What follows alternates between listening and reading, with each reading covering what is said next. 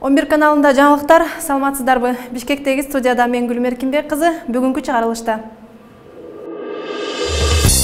Бишкекте Ак үй алдында жаш активист саясатчылар кармалды. Чогулгандар өкмөт үйүнүнүн алдында журналист Орунбековду колдоо үчүн барышкан. Кыргызстанда жол кырсыгы көп катталып, быйыл дээрлик 1000 киши аварияда каза тапты. Жанада Ислам мамлекети террордук уюму согушчандарына канча төлөйт такталды. Кызыгы аялы жана балдарына кошумча акча төлөнөт. Бүгүн Ак үй алдында чогулган 10 чакты активист, журналист жана саясатчылар милиция тарабынан кармалышты. Чогулгандар өкмөт үйүнүнүн алдында журналист Орунбековду колдоо үчүн барышкан. Эске салсак, өткөн аптада Аламүдүн райондук прокуратурасы журналист Орунбековго сот тарабынан өкүм кылынган 2 миллион сомду төлөөсүн эскерткен. Журналист Маалымат KG интернет сайтына Ош окуясына байланыштуу макаласын жарыялаган. Баш прокуратура ал макалада президент Атамбаевдин аброюна шек келтирилген деп таап, кылмыш ишин козгоону талап кылган. Бүгүн журналисттин тарапташтары айыппул үчүн элден чогулган 12 000 сомду президентке берели дешкенин айтышууда. Кармалгандар арасында журналист Адилет Айтикеев жана активист саясатчылар Бектур Асанов, Уран Ботобеков, Адил Турдукулов, Тимур Саралаевдер бар. Бүгүн журналист Дайыр Орунбековдун акциясына биз да катышканбыз. Биз улуттук оппозициялык кыймылдын атынан келип, журналисттерди колдоп коелу деп ошол максатта келип, ошол жерде катышып турганыбызда милиция кызматкерлери бизге тоскоолдук көрсөтүп турганга болбойт, бул акция мыйзамсыз эмес деп. Ал жерде эч кандай деле мыйзам бузуулар болгон жок. Журналисттер болгону гана да Орунбеков президентке төлөй турган акчасынын бир кандай бир бөлүгүн алып келген экен. Башка жаңылыктардан, Каракол балыкчы автожолунда жол кырсыгы катталып 4 адам каза тапты. Өзгөчө Кырдаалдар министрлиги билдиргендей, Ысык Көл облусунда 2 жеңил унаа кагылышып кеткен. Жол кырсыгында жаракат алган 4 киши ооруканага жеткирилди. Экөөнүн абалы оор. Окуянын себептери иликтенүүдө. Ал арада бүгүн жол кайгоол кызматы жыйын уюштуруп, анда жол кырсыктарынын кесепети тууралуу маалымат берди. Ага ылайык жыл сайын жол кырсыктарынын кесепетинен Кыргызстан экономикасы 250 миллион доллардай жоготууга учурап турат.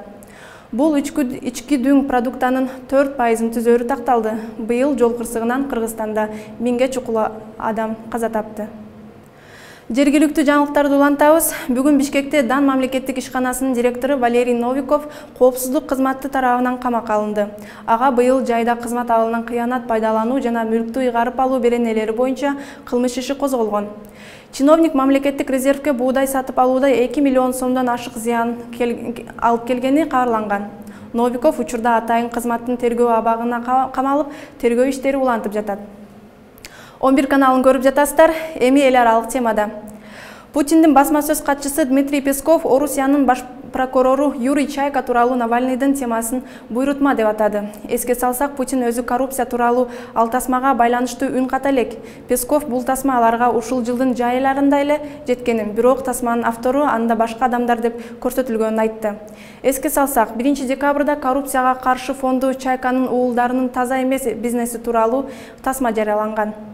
Көрсөтүүнү улантабыз. Эл аралык валюта фонду Украинанын Орусияга болгон карызын расмий тааныды. Облигациялар боюнча Украинанын Орусияга болгон карызы 3 миллиард долларды түзөт. 2013 жылы Украина Орусиядан 15 миллиард доллар эсебинде насыя алган. Ал акчанын 3 миллиард доллары Ирланд фондулук биржасына жайгаштырылып, Орусия тарабынан сатылып алынган эле.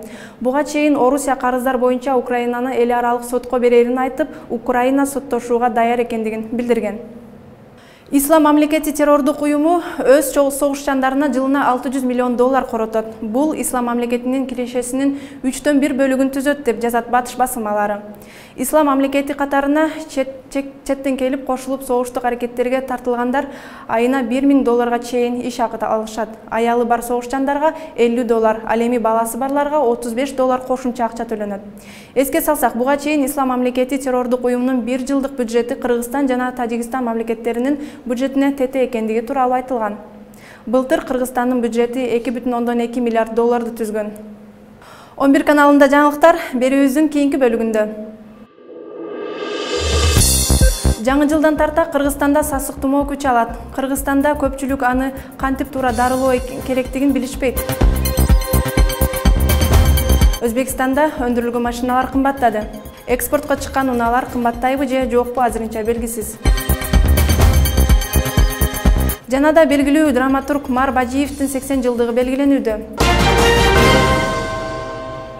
Медиктер Кыргызстанда январь-февраль айларына сасык тумоо күч аларын айтышууда. Соңку бир аптада сасык тумоого 3000 адам чалдыккан. Бул былтыркы көрсөткүчтөн көптүк кылат. Саламаттыкты сактоо министрлиги быйыл сасык тумоого каршы 24 000 вакцина сатып алган. Кыргызстан катталган жугуштуу оорулардын 70% сасык тумоого туура келет.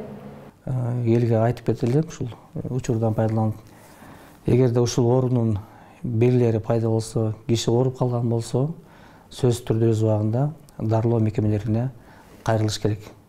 Өзүнчө өз алдынча өзүн билемдикке салбай, өзүнчө дарылабай, сөз түрдө врачтын көз алдында гана, врачтын жардамы менен, сунушу менен гана тиешелүү дары-дармектерди ичүүгө өтө зарыл. Кыргызстандагы ири ишканалар жаңы жылдык жамааттык кечелерден массалык түрдө баш тартышууда. Жаңы жылды быйыл Байтүшүм, Манас аэропорту, Оптима банк, Кыргыз темир жолу, Алтын жана башка ишканалар белгилешпейт. Бул көрүнүш каржылык экономикалык турсуздуктун айынан экендиги айтылууда. Кече уюштуруучу компаниялар быйыл жаңы жылдык жамааттык кечеге талап аздыгын белгилешүүдө. Коңшулар турмушунан Өзбекстанда чыгарылган автоунаалар баасы дээрлик 30% кымбаттады. GM Өзбекстан компаниясы машиналарга болгон жаңы бааларды жарыялады. Люкс эсептелген унаалардын баасы 125 миллион сомду түзүүдө. Кымбаттоонун себептери көрсөтүлгөн жок. Экспортко чыккан машиналар баасы өзгөрөбү же жокпу азырынча белгисиз. Президент Атамбаев белгилүү драматург, режиссер Мар Бажиевдин 80 жылдыгы менен куттуктады. Өлкө башчысы Бажиев Кыргызстанды маданият чөйрөсүндө татыктуу көрсөтө алган инсандардан экенин белгиледи. Бажиев КМШ жана дүйнө өлкөлөрүндө 200дөн ашык спектакль коюп, эл аралык бир катар сыйлыкка татыган. Бажиев Данакер, Манас мамлекеттик сыйлыктардын Кыргыз эл жазуучусу намынын ээси. Ушуну менен 11 каналында жаңылыктарды жыйынтыктайбыз. Кечиңиздер көңүлдүү улансын, саламатта калыңыздар.